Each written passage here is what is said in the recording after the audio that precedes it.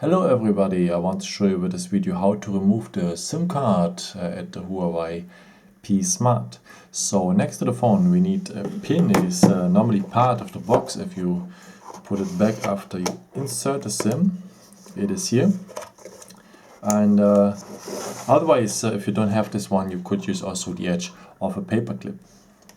Okay, if you have the phone like this, so this is the front, you have on the side the SIM tray. With this edge from the pin, you go in the small hole in here, press a bit, and the SIM tray comes out. Okay, now as you can see on the top, oops, there is the SIM card. You can remove it and put it back if you want to sell it maybe, or to give it to somebody else. You don't want that you have your SIM card and so on. Or if you want to put another SIM card, you put it back just like this. I have another video which one shows you much better. Contacts below, missing corner, and you put this one back.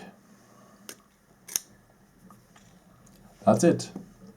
I hope I could help you with this video and answer a question, and if you want, you can leave me maybe a nice comment or give me some thumbs up. It would be very helpful for my videos, and yeah, thank you so much, and maybe until next time. Ciao!